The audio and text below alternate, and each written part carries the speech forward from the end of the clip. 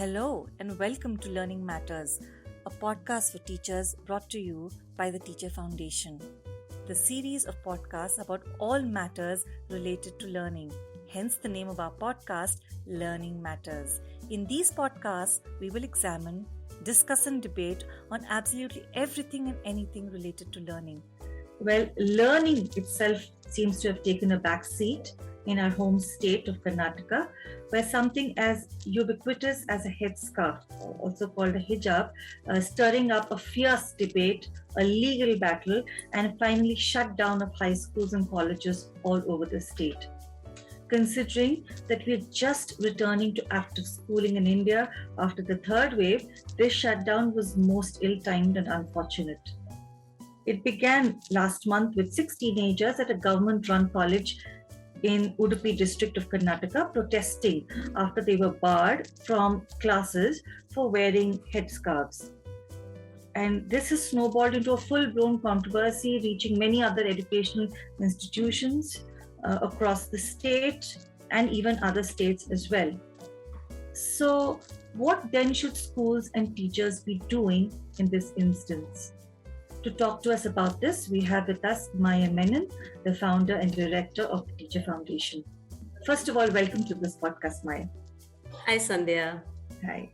So, Maya, as a seasoned educator, what's your first reaction to this controversy? I think my first reaction is sadness. Sadness of what we are doing to our schools as well as our children. The fact that children have become political pawns. So I think the overwhelming feeling is sadness and also a sense of wonder, a question in terms of that single principle, how one act on his part actually has snowballed into such a massive crisis. And it sort of makes you realize that what teachers do or don't do has such an immense impact on the lives of children.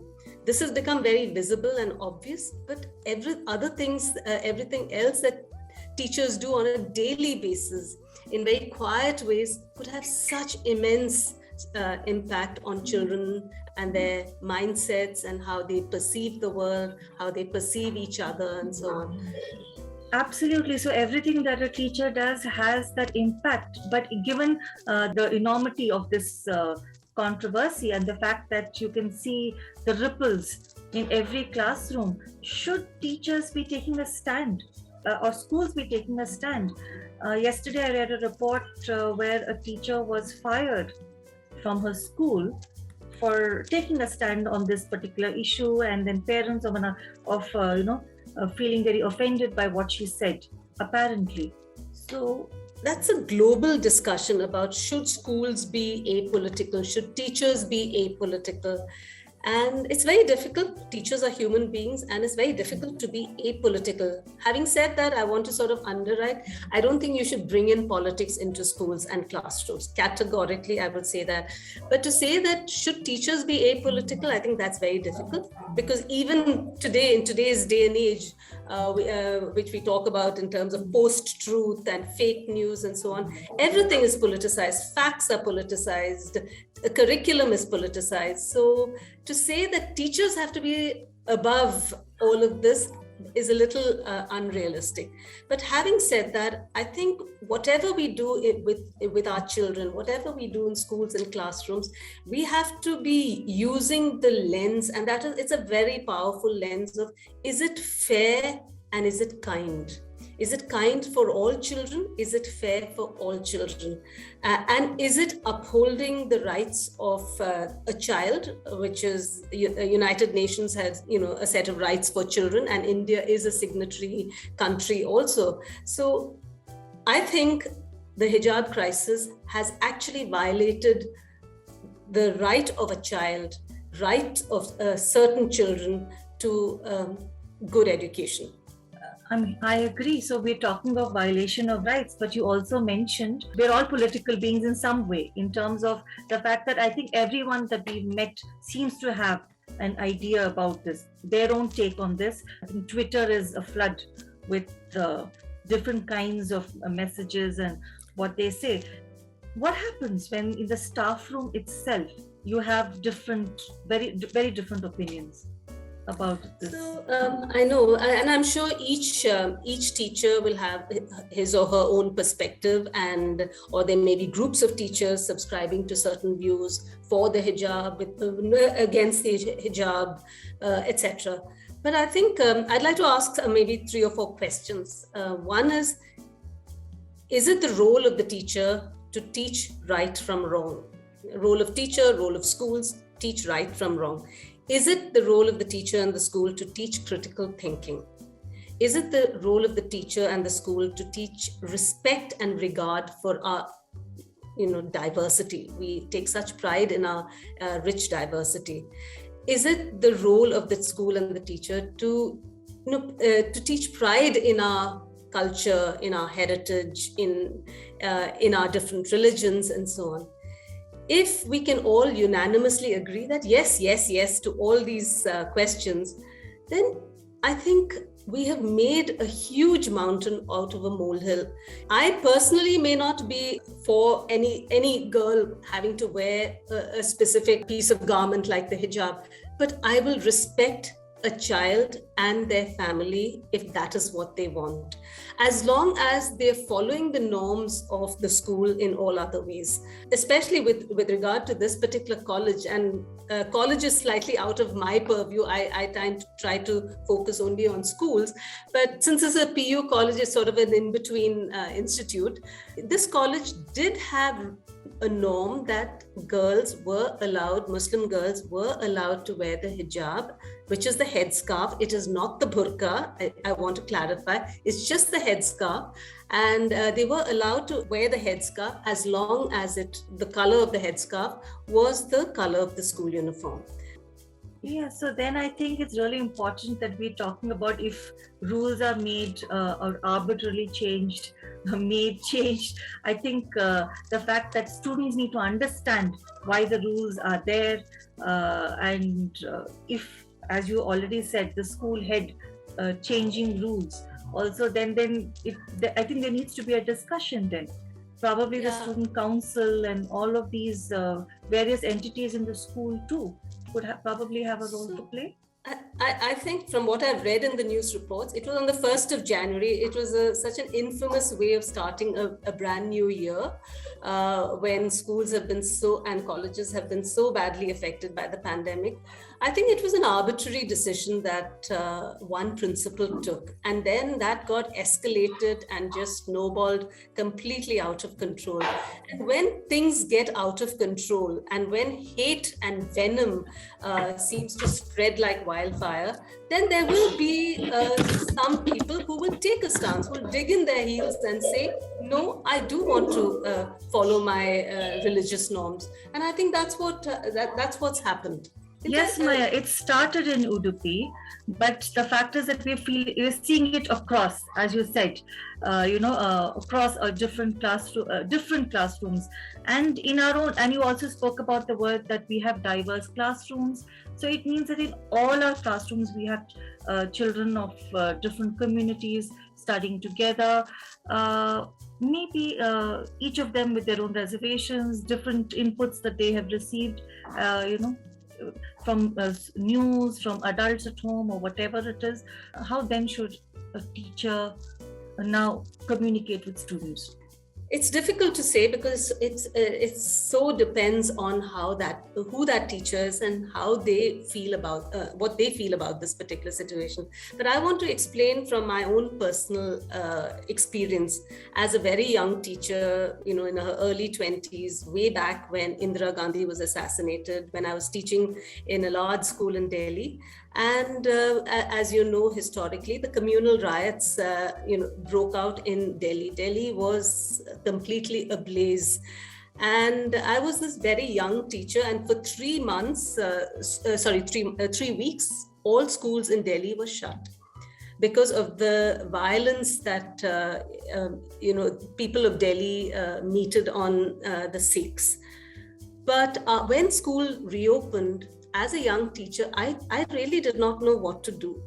And I tried to carry on with life as usual when life was not the same. Since it's Delhi, there are a lot of Sikh children in the classrooms, both girls and boys. And there was this palpable tension in the classrooms. And not just me, all my other colleagues also, we just carried on teaching the curriculum when actually we needed to address the elephant in the room, which is the tension, which is the crisis that was in the classroom of children having been hurt beyond their years. And I did not know how to talk about it, so I just buried it, so to speak. I think it is important to discuss it. So what should teachers do? I think we have to talk about it in a sensible, sensitive way, in a rational way, without taking sides. We need to be able to help children see one side's perspective and the other side's perspective, and not take any sides. And through that talk and that discussion that can happen only in a classroom, then children will be able to decide, okay, that person, that girl or that boy is not very different from me, even though they may be from a different religion. I always remember a lovely quote I heard from a dear friend, that the moment you can speak your deepest, darkest hurts, they lose their power over you. And I think a lot of times this anger, frustration that's pent up in so many of our people is all because we don't talk about it. The moment we talk about it, the moment we can connect with the other person, when I say the other person, whoever the other person could be, you realize that we're all the same. I also remember yesterday we had this wonderful webinar, and Dr. Shekhar Sheshadri, who's a well-known child psychiatrist, he said absence of empathy is not the absence of feeling or lack of feeling, it's the absence of imagination. Not being able to imagine what the other person feels, not being able to imagine the other person's reality, not being able to imagine how the other person lives or worships or believes, and so on. And I think empathy is something we desperately need. And if we can bring that into our classrooms, I think teachers will be able to help navigate through this crisis. I mean, such valid points. The elephant in the room. So it's not just the crisis, it's the aftermath when we get back and we have these diverse opinions. That is where it is, I think, the test of the teacher's empathy and the ability to connect with students. So, that teaching as relationships module that we have, I think, is very important here. Yes. It takes a whole new meaning. It takes a whole new meaning. Yeah. Mm-hmm. Maya, so you said discuss it with the students. So I think discussions can happen in the higher classes, maybe even to middle school to an extent. But even primary children, even pre-primary children, in some way or the other, I'm sure, may have sensed that something is going on. Maybe because their parents are talking about it, maybe because friends are talking about it, maybe they have some fears, they have some doubts, they don't know what is happening, they don't know how to express it.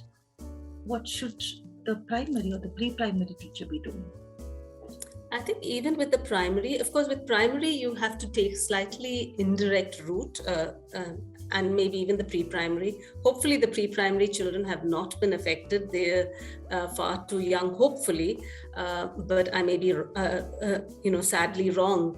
But with primary also, you have to take a slightly indirect route, perhaps, where you create it like a story, where you create a situation because from a current event like a crisis like this, you create a story and ask children, what do you think this person could be feeling? There could be 2 or 3 protagonists in that little story. What do you think this person could be feeling? What do you think that person could be feeling? Why do you think that person could be feeling this? Why do you think the other person, responded this way? And so on. So, and through that discussion, you've created this little scenario where children are responding to that scenario. But through that discussion, they're still learning to process things that they're hearing from their family members or from older siblings and so on. And they will be able to navigate through these emotions, these fraught emotions that are, around in their homes as well as in their schools. I was particularly saddened by some of the social media images where there are reporters chasing little children who are just 7 or 8 or 9 years, trying to take a picture of a child wearing a hijab and the child running away. It's a complete absence of sensitivity and empathy on the part of our media. Similarly, schools also, I think, need to take responsibility, where schools could have done, we have to follow the court order. So that is one thing, but you could do it in a more sensitive way. So if children are coming to school wearing the hijab, welcoming them at the gate and then leading them into the school, into a room and saying, I'm sorry, you will have to remove your hijab before you go into the classroom. That would have been a far more sensitive way of handling it, rather than teachers acting as police women and telling them to remove the hijab before they enter the gates. The children are not criminals. The children have done nothing wrong. This is a crisis that has been created by adults. Why are we treating children this way? Maya, this brings us to a very, very important question. How equipped are our teachers to handle such sensitive things? I know. So that's why as Teacher Foundation, we have worked hard, and it's an ongoing effort, an ongoing challenge also, to help equip teachers with the skills and capacities to handle these sort of crises which have been foisted upon them. It's not the teacher's fault, mind you, that they have to handle this crisis, but it's been foisted upon them. They need to be able to handle it with a certain sense of calmness and a sense of empathy and sensitivity. So they need to, because I don't think teachers are bad people. Even that those teachers, the images that I saw, where teachers were just sort of talking rudely to the parents and asking the child to remove the hijab and all that. They're not bad people. They're just obeying orders. And that is the sad thing, that in education, we're constantly just obeying orders rather than doing the right thing. If any activity in the world that you have to do the right thing, it is education, because we love to talk about educating our children with the right values, right models, but values and models cannot be just taught in a sort of rote-based way. They're caught.